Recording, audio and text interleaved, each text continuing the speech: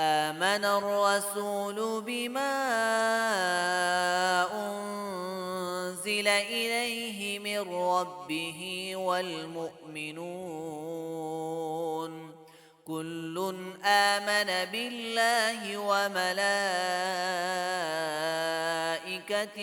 وكتبه ورسله لا نفرق بين أحد من رسله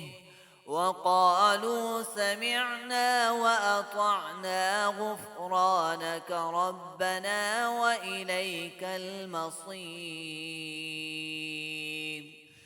لا يكلف الله نفسا إلا وسعها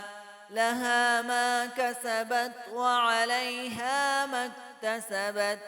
ربنا لا تؤاخذنا إن نسينا أو أخطأنا ربنا ولا تحمل علينا إصرا كما حملته على الذين من قبلنا ربنا ولا تحملنا ما لا طاقة لنا به واعف عنا واغفر لنا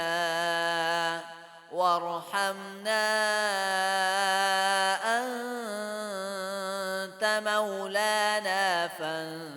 فانصرنا على القوم الكافرين